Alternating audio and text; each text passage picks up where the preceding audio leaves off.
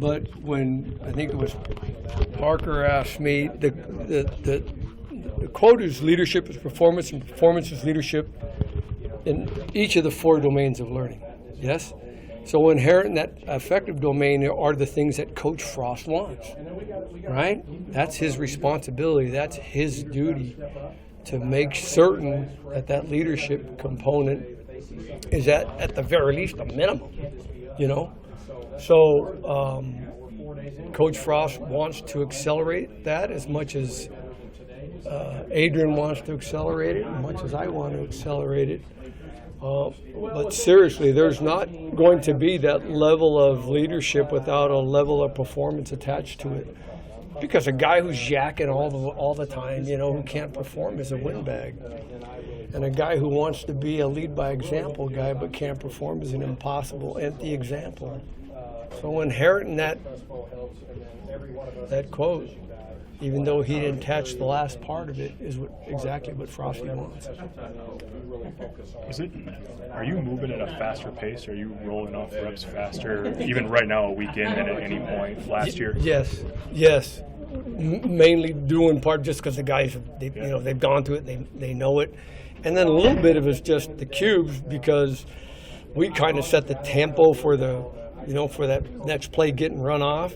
So they feel a heck of a lot more comfortable, whether it's a tempo play or it's just an isolated play, but they're making those calls a heck of a lot faster. With a guy like Luke, he looked like he was keeping up or yes. Almost. Yes. So how do you translate what he's learned in the meeting room or with Adrian or with you to being able to play that fast 3 practices into spring? Just reps, because he has the baseline part of it. I mean, he knows everybody's lined up. He knows the formations. He knows the calls that are attached to those formations and all of that business, right?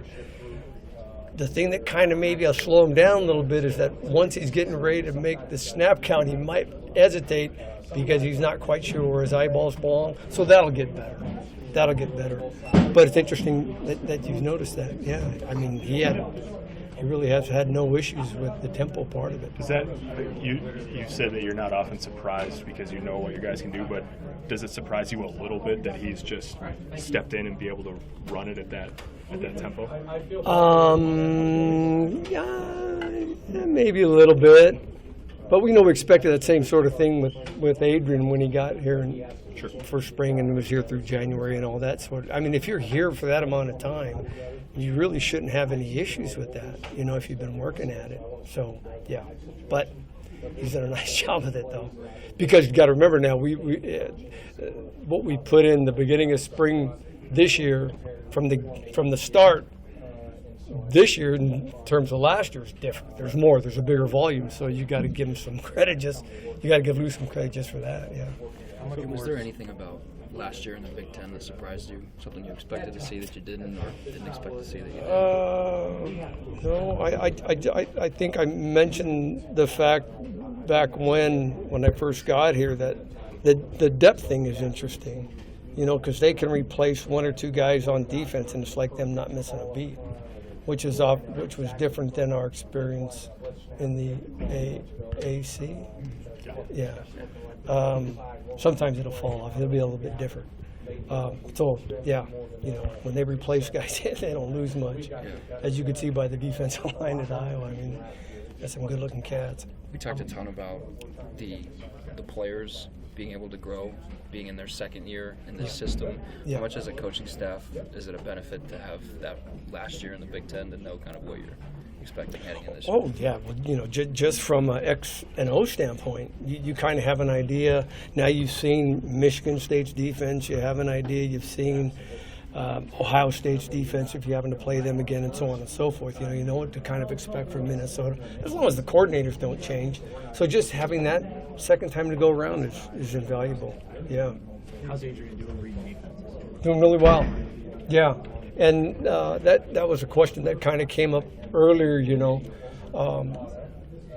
we just don't, every now and then last year, you would make a guess, don't guess, right? Know exactly who you have with regards to an RPO and eyeball that guy and let him tell you what to do with the football, either to throw it or to hand it off or run it. So he's doing a heck of a lot better with that.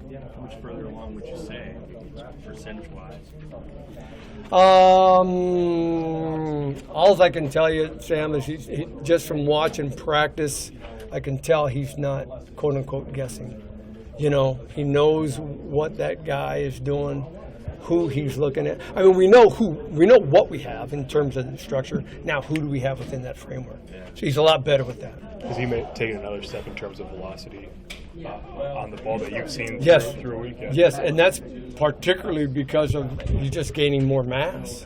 You know, and now he's more comfortable with that stroke being intact, and things are so much more simpler for him now in terms of when he wants to let the ball rip, you know? So, yeah, and it's only going to continue to get better, I suspect. You talked about the last two quarterbacks that you had came in with Luke and Adrian picked up the offense fairly quickly. They hit the ground running. Is that something you can look for in the recruiting trail? Any traits that you're looking for? Well, you always ask, that's one of the questions that I always ask, because you know how important that is for us, you know, a young guy being a quick blinker and can he process information. But you're never quite sure how that's going to happen until they get here. So that's a question we ask, and it's been right on the mark with these last couple guys that we've brought in specifically, like Adrian, and then obviously Noah, and certainly Luke. They're all sharp in that way.